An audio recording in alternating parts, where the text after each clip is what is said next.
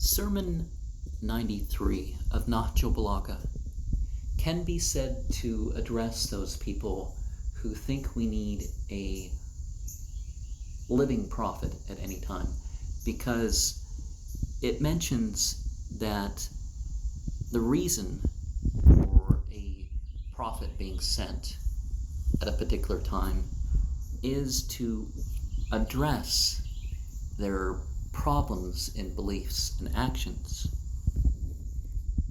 and to remind people not to be people of their passions.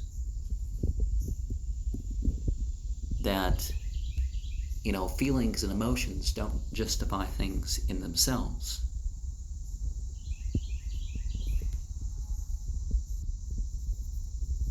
Muhammad came at a time when there was various confusions, and to give advice so that those confusions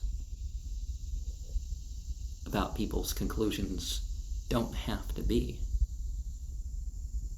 To give an example towards the right path.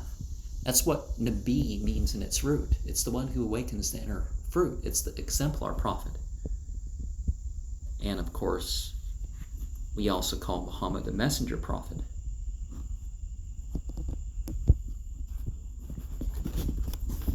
Saying 120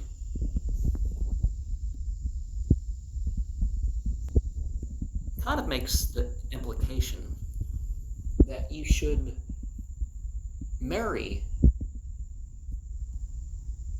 from among a group in which the opposite gender to that, or other gender is probably the right term, are those whom you would want to talk about.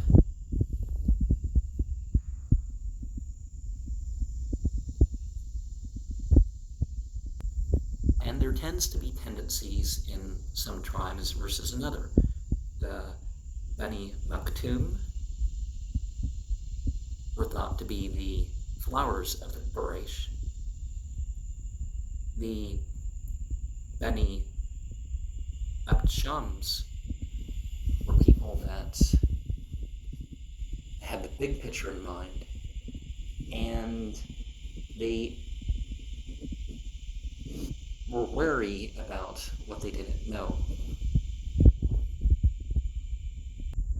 And the Bani Hashim tended to be exceedingly generous and self-sacrificing people.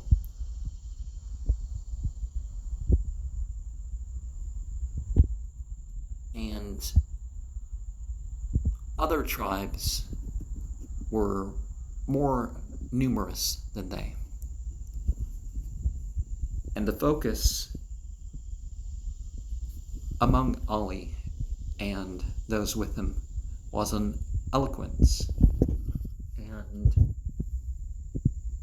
trying to have a good presence and wanting good for other people.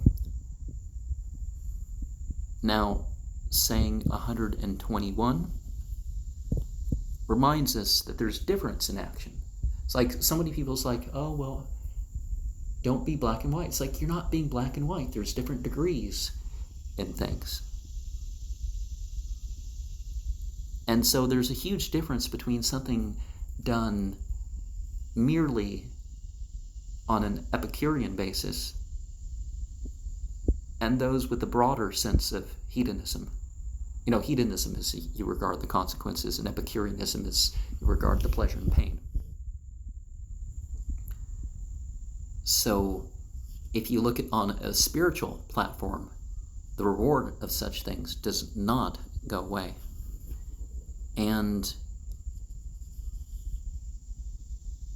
sometimes saying 122 was when Ali overheard somebody laugh at a funeral, And I don't know whether this was the prayer or whatever the other thing people talk about. Well, you have to stop and say the prayer over again. It's like, it's better to just continue through things, because then that can actually increase the amount of interruptions and all that sort of stuff that would happen in the prayer. Now, if you lose ablutions, you go take care of that. Other than that, other things are, and but the idea was, he's laughing at the situation of dying, because death is going to come to us all, and different types of death. Don't look at it, oh, his death was so easy, he must have been a good person. It's like, that doesn't necessarily mean much anyways. Sometimes being a good person, you want a harder death because it clears you out of any things that you would have to face in the afterlife. As far as consequences, it may lift your merit because of your steadfastness and increase the merit of the good deeds that you're still doing while you're alive.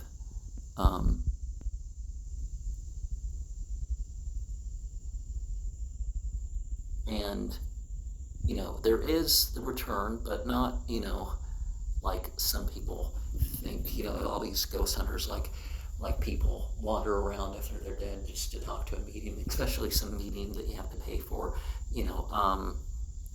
So some things are implied and addressed that way here in this, because the funeral is a right that people have on us. Anybody who dies legally in the fold of Islam, there's a right to pray over them. And some people are ignoring those who are calling towards the good spiritual advice, and we do not want to be one of them.